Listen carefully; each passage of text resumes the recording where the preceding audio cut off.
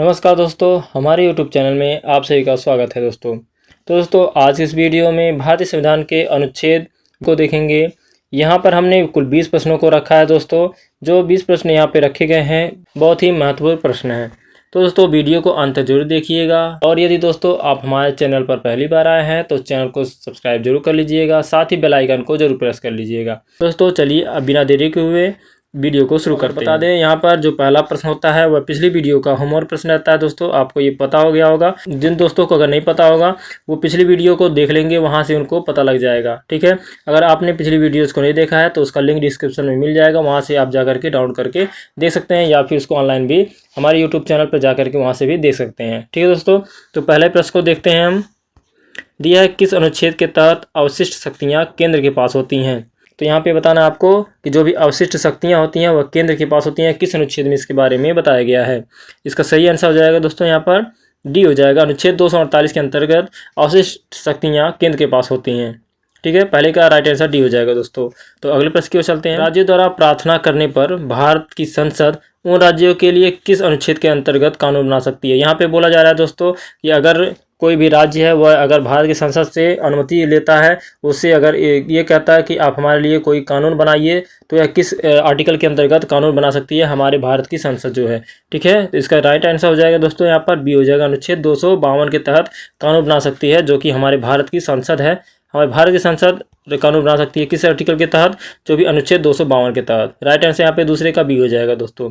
तो अगला प्रश्न देखते हैं। भारतीय संविधान का कौन सा अनुच्छेद संसद को राज्य सूची के विषय में के संबंध में कानून बनाने की शक्ति प्रदान करता है। तो हमारे संविधान का ऐसा कौन सा अनुच्छेद है जो संसद हमारा है, ठीक है, वह राज्य सूची के विषय में, राज्य सूची से यहाँ संबंधित है दोस्तों कि जो भी राज्य सरकार के द्वारा बनाया जाता है, ठीक है, जो राज्यों के लिए दिया गया है, अलग से सूची बनाई गई है। मैंने सूचियों में पढ़ाया है। ठीक है, जो 7वीं सूची होती है दोस्तों, वहाँ पे 7वीं सूची, उसके तहत कुल 3 सूचियों में बांटा गया है 7वीं को। ठीक है, केंद्र सूची, राज्य सूची और समवर्ती सूची में।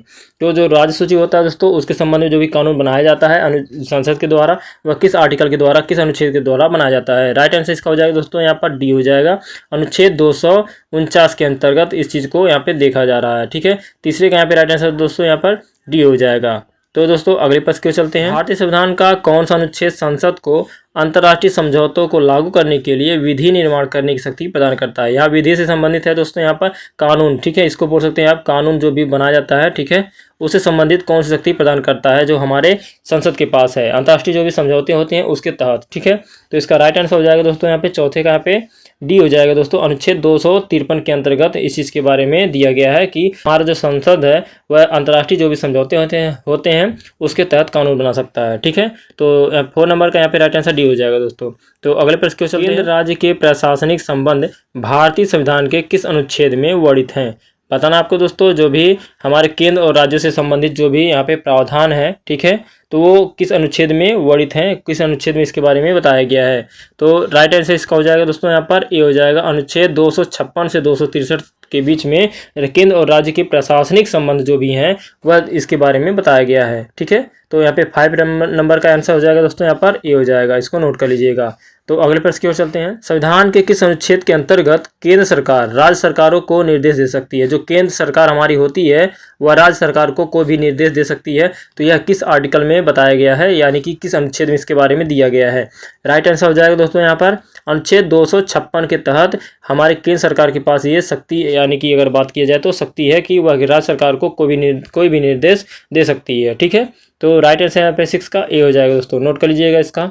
तो अगला प्रश्न देखते हैं। अंतर्राज्यीय परिषद के गठन का प्रावधान संविधान के किस अनुच्छेद के अंतर्गत किया गया है। जो भी अंतर्राज्यीय परिषद होता है उसका जो गठन किया गया है उसका प्रावधान संविधान के किस अनुच्छेद के अंतर्गत किया जाता है। तो इसका राइट आंसर हो जाएगा दोस्तों यहाँ पे 7 का सी हो जाएगा। अनुच्छेद 263 के अंतर्गत अंतर्राज्यीय परिषद का गठन का प्रावधान किया गया है हमारे संविधान में। राइट आंसर 7 का सी हो जाएगा दोस्तों।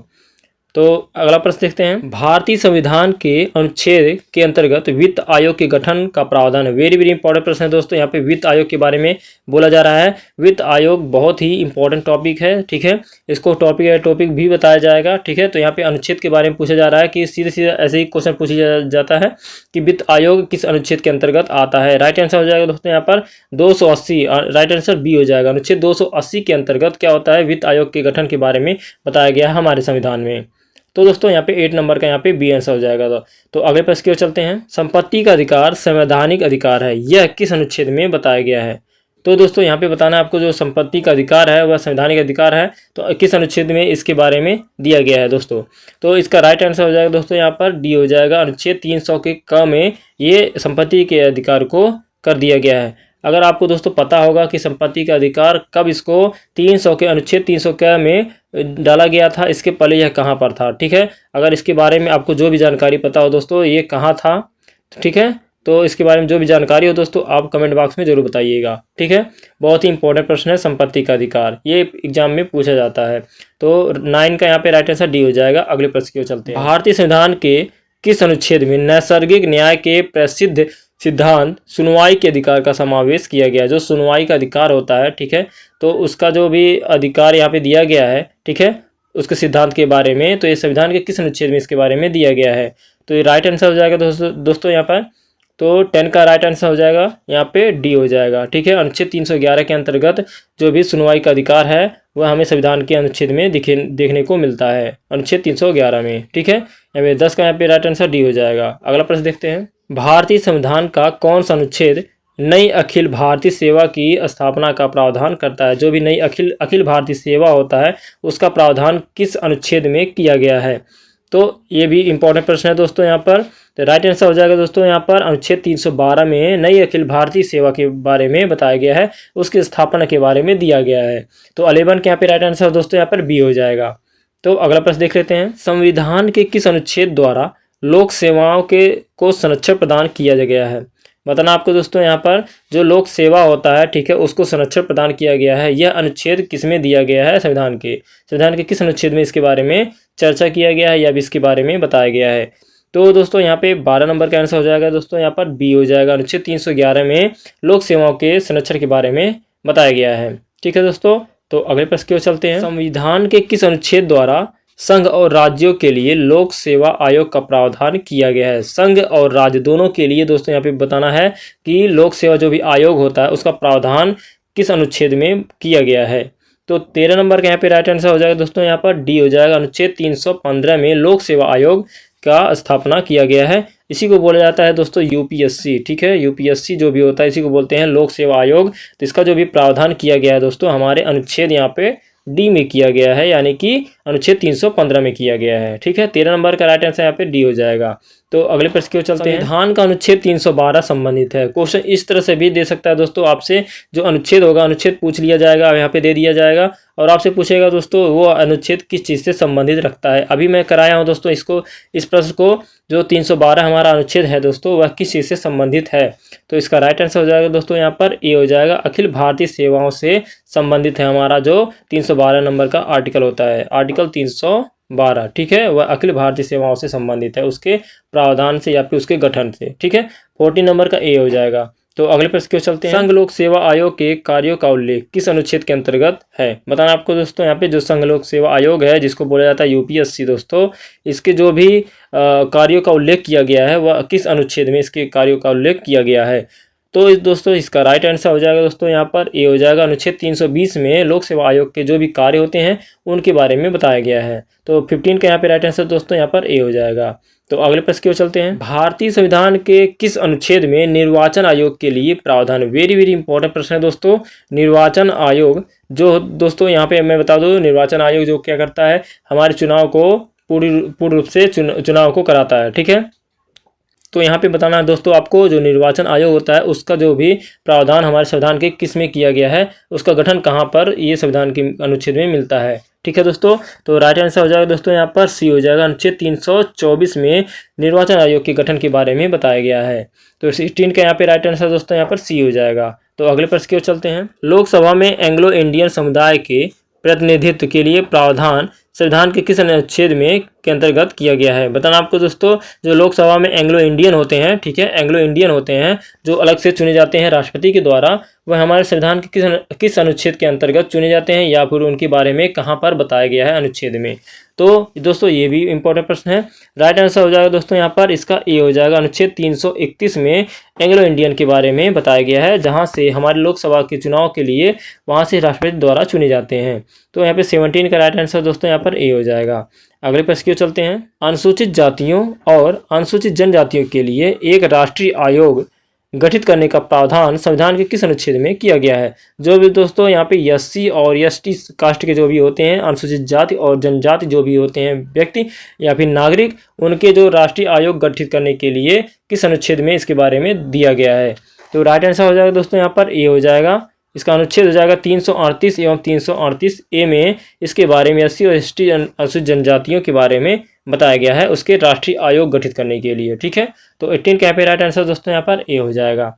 तो अगले प्रश्न की ओर चलते हैं। संविधान के किस अनुच्छेद के अंतर्गत हिंदी को राजभाषा का दर्जा प्रदान किया गया है? जो हमारा हिंदी है दोस्तों यहाँ पर जो उसको राजभाषा बनाया गया है, तो यह किस अनुच्छेद के अंतर्गत बताया गया है इसके बारे में? ठीक है दोस्तों, अगर मैं बता दूं दोस्तों यहाँ पे जो राजभाषा से संबंधित जो भी प्रश्न दिए जाते हैं दोस्तों यहाँ पे ये इंपॉर्टेंट प्रश्न है। अगर मैं बता दूं दोस्तों यहाँ पर अगर आपके किसी भी एग्जाम में अगर हिंदी का सब्जेक्ट है तो वहाँ पर हिंदी के लिए मोस्ट इंपॉर्टेंट ये क्वेश्चन रहता है। वहाँ पर हिंदी के सब्जेक्ट में भी पूछ लिया जाता है या फिर पॉलिटी में पूछा ही जाता है, तो दोनों यहाँ से प्रश्न यहाँ से पूछ लिए जाते हैं दोनों जगह। तो इसको इंपॉर्टेंट बहुत ही ज़्यादा कर लीजिएगा, इसको याद भी कर लीजिएगा। तो हिंदी को जो राजभाषा बनाया गया है तो किस आर्टिकल में हो जाएगा? इसका राइट आंसर ए हो जाएगा दोस्तों। अनुच्छेद 343 के अंतर्गत इसके बारे में बताया गया है कि जो हिंदी होगा हमारे देश की राजभाषा होगी। तो 19 का यहाँ पे राइट आंसर दोस्तों ए हो जाएगा। तो अगला प्रश्न देख लेते हैं। तो अंतिम प्रश्न देखेंगे 20 नंबर। किस अनुच्छेद में यह प्रावधान किया गया है कि संघ की राजभाषा हिंदी तथा लिपि जो होगी हमारी देवनागरी होगी? बताना आपको दोस्तों, जो भी अभी मैं बताया हूँ जो हमारी राजभाषा है दोस्तों हमारे देश की भारत की, वो हिंदी है दोस्तों। उसके साथ ही साथ जो लिपि हमारी होगी वो क्या होगी? देवनागरी होगी। तो यह संविधान के किस अनुच्छेद में इसके बारे में बताया गया है? राइट आंसर हो जाएगा दोस्तों यहाँ पर बी हो जाएगा। अनुच्छेद 343 में इसके बारे में बताया गया है जो हमारी राजभाषा होगी वो क्या होगी? हिंदी होगी और लिपि जो होगी देवनागरी होगी दोस्तों। यहाँ से 20 प्रश्न कंप्लीट हो गया दोस्तों। तो चलिए आज के हम होमवर्क के प्रश्न को देख लेते हैं। आज को होमवर्क प्रश्न दिया गया है दोस्तों यहाँ पर संविधान के किस अनुच्छेद में हिंदी भाषा के विकास के लिए निर्देश दिया गया है?